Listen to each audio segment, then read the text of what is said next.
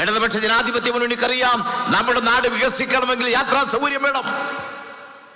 10 മണിക്കൂറും 15 മണിക്കൂറും എല്ലാം റോഡിൽ കിടക്കാൻ ഇന്നത്തെ പുതിയ തലമുറയ്ക്കാവില്ല. അതിവേഗതയിൽ സഞ്ചരിക്കണം. അതുകൊണ്ട് ഒരു റോഡ് മാത്രമല്ല, മലയോര മേഖലയിൽ താമസിക്കുന്നവർക്ക് വേണ്ടി ഒരു മലയോര ഹൈവേ, തീരദേശ മേഖലയിലൂടെ ഒരു തീരദേശ ഹൈവേ ഇടതുപക്ഷ ജനാധിപത്യ മുന്നണി യാഥാർത്ഥ്യമാക്കിയില്ലേ? എന്നാൽ കോൺഗ്രസിന്റെയും UDF നിലപാട് ഈ നാഷണൽ ഹൈവേ പദ്ധതി അട്ടിമറിക്കുന്നതിന് വേണ്ടി BJPയുമായി ഒരുമിച്ച് ചേർന്ന് സമരം നടത്തിയവരല്ലേ കോൺഗ്രസുകാർ? കോൺഗ്രസ് നേതാവ് BM സുധീരനല്ലേ വയൽക്കിളികൾക്കൊപ്പം കണ്ണൂരിൽ സമരം നടത്താൻ പോയത്? BJP നേതാവ് സുരേഷ് ഗോപിയോടൊപ്പം കൈപിടിച്ച്, BJP നേതാവിനോടൊപ്പം കൃഷ്ണദാസിനോടൊപ്പം കൈപിടിച്ച് ഇന്ത്യൻ നാഷണൽ കോൺഗ്രസ് ഉള്ളിടത്തോളം കാലം ഈ നാഷണൽ ഹൈവേ 66 പണിയാൻ ഞങ്ങൾ അനുവദിക്കില്ല എന്ന് പ്രഖ്യാപിച്ചില്ലേ? കോൺഗ്രസിന്റെ പ്രിയപ്പെട്ട നേതാവ് K കരുണാകരന്റെ പുത്രൻ K മുരളീധരൻ പിന്നെ എന്തും പറയുന്ന ആളാണ്. അദ്ദേഹം ഉമ്മൻചാണ്ടിക്കെതിരെ പറഞ്ഞു, ഉമ്മൻചാണ്ടി നിങ്ങളല്ലേ മദ്യമാഫിയുടെ രാജാവ്, നിങ്ങളല്ലേ കരിഞ്ചന്തക്കാരുടെയും കാട്ടുകള്ളക്കാരുടെയും നേതാവ് എന്ന് പ്രസംഗിച്ച ആളാണ് ശ്രീമാൻ മുരളീധരൻ. അദ്ദേഹം പറഞ്ഞു, ഞങ്ങൾ മരിച്ചു വീണാലും ഈ റോഡ് പണിയാൻ ഞങ്ങൾ അനുവദിക്കില്ല. കേരളത്തിന്റെ മുഖ്യമന്ത്രി പിണറായി വിജയൻ ഒന്നേ പറഞ്ഞുള്ളൂ, ആര് മരിച്ചാലും വീണാലും കുഴപ്പമില്ല, നാഷണൽ ഹൈവേ 66 ഇവിടെ പണിതിരിക്കും എന്ന്. ഗെയിൽ പൈപ്പ് ലൈൻ നമ്മുടെ കേരളം ഉപേക്ഷ പദ്ധതിയല്ലേ? 5 വർഷം കൊണ്ട് UDFന് പണി പൂർത്തീകരിക്കാൻ കഴിഞ്ഞത് എത്രയാ? 47 കിലോമീറ്റർ. ഇടതുപക്ഷ ജനാധിപത്യ മുന്നണി വന്ന് 2 വർഷം കൊണ്ട്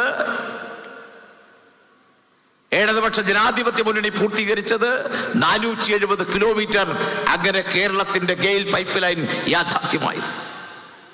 ഞാൻ ഓരോന്നും എടുത്തു പറയുന്നില്ല. റോഡുകൾ, പാലങ്ങൾ, 200-ലധികം റോഡുകളാണ് ഇടതുപക്ഷ ജനാധിപത്യ മുന്നണി ഈ 10 വർഷം കൊണ്ട് പൂർത്തീകരിച്ചത്. 150-ലധികം പാലങ്ങൾ ഈ 10 വർഷം കൊണ്ട് പൂർത്തീകരിച്ചു. അതിവേഗതയിൽ കേരളത്തിന്റെ അടിസ്ഥാന സൗകര്യത്തിന് മാറ്റമുണ്ടാവുകയാണ്. ഒരു കാര്യം ഇതിനെ കൂടെ പറഞ്ഞു പോകാതിരിക്കാൻ കഴിയില്ല. 2019 ഈ പാലാ നിയോജക മണ്ഡലത്തിൽ ശ്രീ KM മാണി സാറിന്റെ ഭരണത്തെ തുടർന്ന് ഉപതെരഞ്ഞെടുപ്പ് വന്നു. ഞങ്ങളെല്ലാം ഇടതുപക്ഷ ജനാധിപത്യ മുന്നണിയുടെ പ്രവർത്തകരായി അന്നിവിടെ പ്രവർത്തിക്കാനുണ്ടായിരുന്നു. ഞാൻ ഒരു 3 പഞ്ചായത്തിന്റെ ചുമതലയായി. വേലുകാവും അതുപോലെ 3 മലയോര പഞ്ചായത്തുകൾ ഇടതുപക്ഷ ജനാധിപത്യ മുന്നണിക്ക് വേണ്ടി പ്രവർത്തിക്കാൻ വന്നു. അത് ഇടതുപക്ഷ ജനാധിപത്യ മുന്നണി സ്ഥാനാർത്ഥി മാണി സി കാപ്പനായിരുന്നു. ഞങ്ങളോട് പറഞ്ഞത്, ഞാൻ ഈ തെരഞ്ഞെടുപ്പ് ജയിച്ചാൽ പൂർണ്ണമായും ജനങ്ങൾക്കൊപ്പം ഉണ്ടാകുമെന്നാണ് അദ്ദേഹം. എന്നാൽ ഇന്ന് ഹൃദയവേദനയോടുകൂടിയാണ് ഞങ്ങൾ അതിനെ കാണുന്നത്.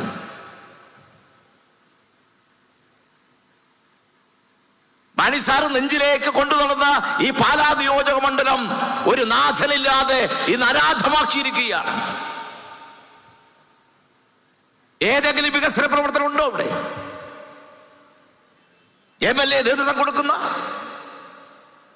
ഞങ്ങൾ കോട്ടയം ജില്ലയിലേക്ക് വന്നപ്പോൾ ചങ്ങനാശ്ശേരിയിലാണ്. ആ ചങ്ങനാശ്ശേരിയിലെ ജനപ്രതിനിധി ജോബ് മൈക്കിൾ, ഇടതുപക്ഷ ജനാധിപത്യ മുന്നണിയുടെ മെമ്പർ, ആ ജോബ് മൈക്കിൾ പറഞ്ഞു, ഞാൻ ഈ മണ്ഡലത്തിൽ നടപ്പിലാക്കിയത് 1000 കോടിയുടെ വികസനമാണ്. 1000 കോടിയുടെ വികസനം. ഏറ്റുമാനൂര് വരുമ്പോൾ VN വാസവൻ, അവിടുത്തെ മന്ത്രി MLA, അദ്ദേഹം പറഞ്ഞു 4000 കോടിയുടെ വികസനമാണ് ഇവിടെ നടപ്പിലാക്കിയത്.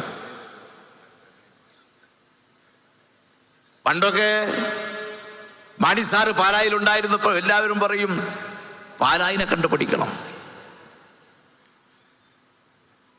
അത്ര പേരുള്ള മഹാനഗരമായ വികസന പ്രവർത്തനം എടുത്താലും KM മാണി സാറിന്റെ കയ്യൊപ്പുള്ള ഒരു നാട്, ആരുടെയും വിളിപ്പുറത്ത് ഒരു ജനപ്രതിനിധി MLA, അതാണ് പാല. ആ പാലയിലാണ് ഇന്ന് ഏതെങ്കിലും നേതൃത്വം എടുക്കാൻ ആളുണ്ടോ? നിയമസഭയിൽ പോയാൽ അവിടെ നോക്കിയാൽ പാലായിലെ പ്രതിനിധിയെ കാണാനുണ്ടോ? പാലായ്ക്ക് വേണ്ടി നിയമസഭയിൽ സംസാരിക്കാൻ ആരെങ്കിലും ഉണ്ടോ? ഞങ്ങൾക്ക് നേരത്തെ അസൂയ ഉണ്ടായിരുന്നു മാണി സാർ ഇങ്ങനെ പറയുമ്പോൾ. പാലായിൽ ഇങ്ങനെ കൊടുത്തപ്പോൾ മാണി സാർ ബഡ്ജറ്റിലൊക്കെ പറയും, എടോ മീനച്ചിൽ എന്നാൽ അത് കേരളത്തിലല്ലേ, മണിമല എന്നാൽ അത് കേരളത്തിലല്ലേ, വേലികാവ് എന്നാൽ അത് കേരളത്തിലല്ലേ. ഇങ്ങനെ വാരിക്കോരി പാലയെ കൊടുക്കുമ്പോൾ മാണി സാറിന് എല്ലാത്തിനും ഒരു മറുപടി ഉണ്ട്. ആ മഹാനായ നേതാവിന്റെ പരിപാലിച്ച് സംരക്ഷിച്ചു കൊണ്ടുവന്ന ഒരു മണ്ഡലം അത് അനാഥമാക്കിയിരിക്കുന്നു എന്നതാണ്.